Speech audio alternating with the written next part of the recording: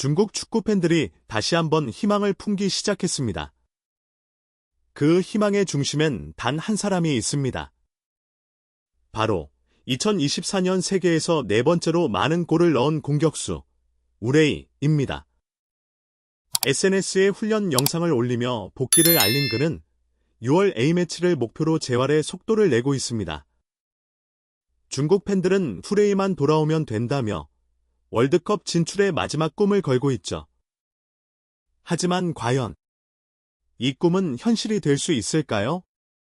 아니면 또 한 번의 헛된 기대로 끝나고 마는 걸까요?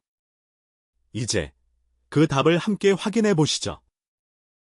우레이, 1991년생. 중국 축구대표팀의 최전방을 책임져 온 간판 스트라이커입니다.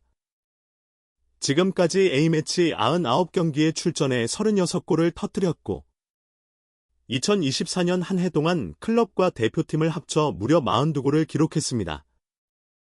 이 수치는 세계적으로도 상위권입니다.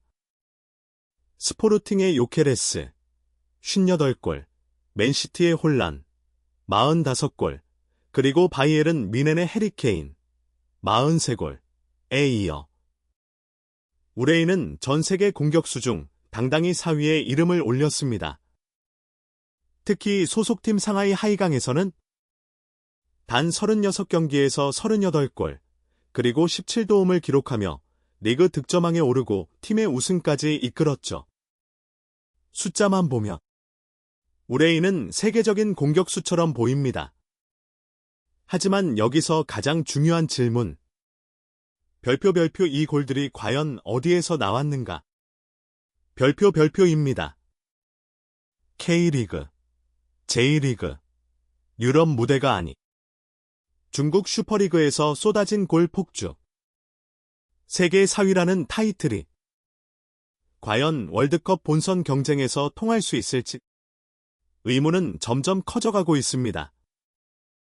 2024년 1월 우레이는 결국 오랫동안 안고 있던 무릎 통증을 이겨내지 못하고 수술대에 올랐습니다. 무릎 반월판 수술. 선수에게는 결코 가볍지 않은 수술이죠. 그 여파로 3월 A매치에는 결국 결장할 수밖에 없었습니다. 그리고 그 결과는 중국 대표팀의 완벽한 붕괴였습니다. 사우디 원정에선 0대1 패배. 호주와의 홈 경기에서도 0대2 완패. 공격은 단조롭고 슈팅조차 제대로 만들지 못했습니다. 현재 중국은 조 최하위, 승점 6점. 월드컵 본선은커녕 플레이오프조차 장담할 수 없는 처지가 됐습니다. 하지만 그 우레이가 다시 모습을 드러냈습니다. 자신의 SNS를 통해 재활훈련 영상을 공개한 그는 트레이너의 도움을 받아 근력 회복 훈련부터 공을 가지고 드리블, 급정지, 방향 전환 훈련까지 시작했습니다. 그의 목표는 분명합니다. 오는 6월 월드컵 예선 출전. 그리고 마지막 희망을 되살리는 것. 우레이가 복귀 소식을 알리자 중국 팬들은 곧바로 기대의 불을 지폈습니다. 우레이가 우리를 월드컵에 데려갈 것이다. 중국엔 우레이가 필요하고 월드컵도 중국이 필요하다.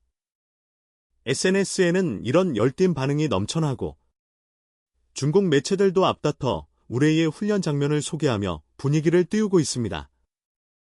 그만큼 우레이가 가진 상징성은 큽니다. 중국 대표팀의 주장, 유일한 골잡이, 그리고 마지막 희망. 하지만 여기서 중요한 질문이 하나 있습니다.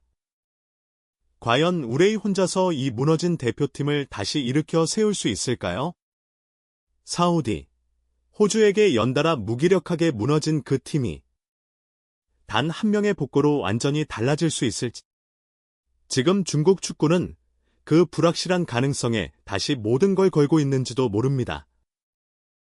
중국 축구 대표팀의 현재 상황은 그야말로 벼랑 끝입니다. 8경기를 치른 현재 단 2승 6패. 승점 6점으로 시조 최하위에 머물러 있습니다. 남은 경기는 단 2경기. 6월 5일, 인도네시아와의 원정. 6월 10일, 바레인을 홈으로 불러들입니다. 그런데 문제는 순위표입니다. 2위 호주와는 승점 차가 무려 7점. 아무리 남은 경기를 다 이긴다고 해도 본선 직행은 이미 물 건너갔습니다. 현재 중국이 노려볼 수 있는 건 단 하나. 바로 플레이오프 진출권인 3, 4위 자리인데요. 4위 인도네시아와도 승점 차는 3점. 즉, 이번 인도네시아전마저 놓치면 탈락이 확정될 수도 있다는 뜻입니다. 게다가 과거엔 명백히 아래로 보던 인도네시아와 바레인. 이제는 전혀 장담할 수 없습니다. 기술, 체력, 조직력. 지금 중국은 이들보다 우위라 말하기 어렵습니다. 우레이 혼자의 복귀만으로는 이 무너진 시스템 전체를 되살리기엔 턱없이 부족해 보입니다. 2024년 한 해 동안 무려 42골. 전 세계에서 4번째로 많은 득점입니다. 표면적으로만 보면 정말 대단하죠. 하지만 이 숫자, 조금 더 들여다볼 필요가 있습니다. 그중 34골은 모두 중국 슈퍼리그에서 나왔습니다. 이 리그는 경기력이나 조직력 면에서 K리그나 J리그보다 한참 아래라는 평가를 받고 있죠. 이른바 자국 리그 몰아넣기 득점. 물론 쉬운 골이란 건 없습니다. 하지만 그 골들이 거디에서 누구를 상대로 나왔느냐는 확실히 짚고 넘어가야 합니다. 대표팀에서의 기록도 비슷합니다. 2024년 국가대표 A매치 기준 우레이는 4골 1도움. 그런데 이 골들도 대부분 약체팀을 상대로 나왔습니다. 결정적으로 3월 A매치 2연전.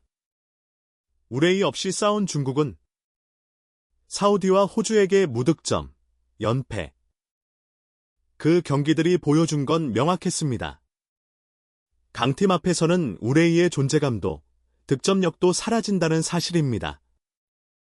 한국 축구는 누가 빠져도 무너지지 않습니다. 손흥민이 부상으로 빠지면 황희찬이 측면을 흔들고 조규성이 골문 앞에서 마무리하고 이동경이 중원에서 연결고리를 만들어줍니다. 이처럼 선수 개개인의 능력도 뛰어나지만 그보다 중요한 건 별표 시스템 중심의 운영 별표입니다. 어떤 선수가 들어가든 팀 전체의 전술틀 안에서 움직일 수 있도록 어릴 적부터 체계적으로 훈련받아온 결과죠. 반면 중국은 어떨까요?